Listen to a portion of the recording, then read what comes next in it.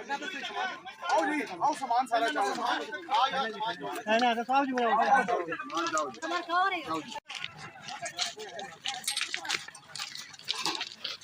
विश्वास में वीडियो बनाना मैंने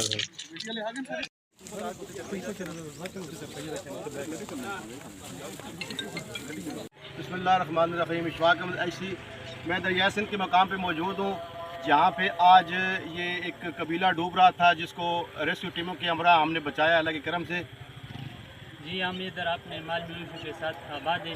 इधर पानी घास भी है और पेट्रोलिंग वाले के साथ उन्होंने हमारे साथ बहुत मदद की। हम डूब रहे थे, उन्होंने हमें बचाया इधर। उनका बहुत बहुत शुक्रिया।